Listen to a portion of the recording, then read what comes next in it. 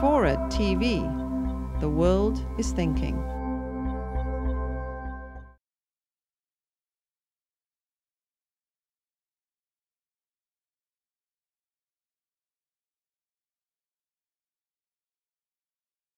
The focus of the book is its title, The China Fantasy, which is the idea that our trade with China and investment in China are going to lead to some profound and fundamental change in China's political system. That China is inevitably bound for some far-reaching political liberalization that'll bring an end to its current one-party system or repression of dissent or to an independent judiciary. So let me just trace through what I call the three different possibilities for China's future. Where is the country headed? And I try to sketch out in the book three different scenarios. The first one is what I call the soothing scenario. The soothing scenario is that the current political system in China is going to inevitably change into a more open system. And just to give you a couple of the flavor of the book, the soothing scenario has become the professed view of American presidents, both Democrats and Republicans. Over the past decade, in order to win the nomination for the presidency in either of America's two major political parties, it's become virtually obligatory to offer the American people some version of the soothing scenario. George Bush paid obeisance to the soothing scenario for China at the very start of his first presidential campaign. The case for trade is not just monetary, but moral, he said. Trade free with China and time is on our side. Now, in saying this, Bush was really just echoing also the ideas of Bill Clinton, who had told the president of China, Jiang Zemin, at a press conference in 1997, "You're on the wrong side of history," which implied that history by itself was going to open up China's political system. And earlier that year, Clinton had said that the economic changes in China would help to increase the spirit of liberty over time. I just think it's inevitable, just as inevitably the Berlin Wall fell.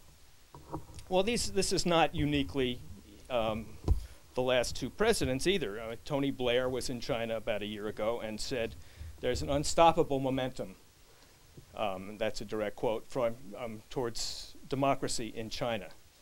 And one finds this regularly in American commentary as well. So that's one scenario. The second one is what I call the upheaval scenario, which is essentially that China is going to blow up, that it can't go on the way it is now.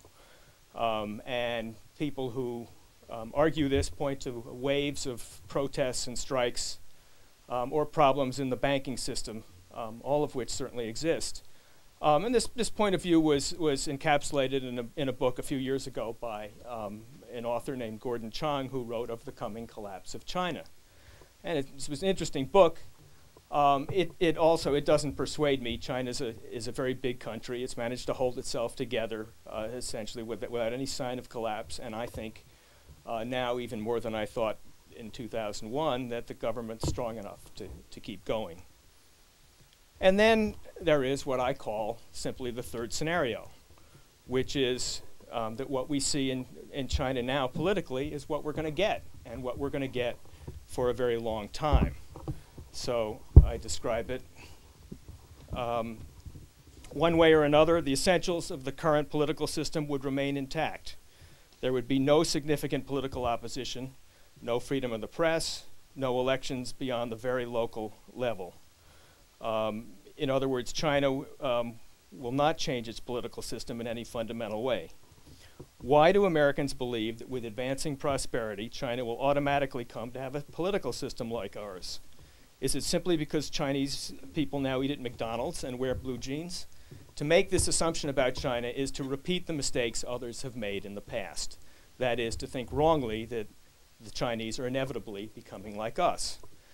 And I quote, there's a wonderful quote from a United States senator about 50 or 60 years ago named Kenneth Wary.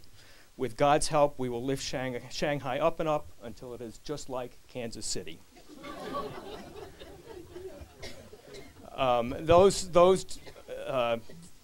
He was talking about nationalist China at the time. Those dreams ended in disappointment, and so for that matter, in the early 1950s, Soviet leaders thought they were recreating a communist China that would be similar to the Soviet Union. And they were wrong, too.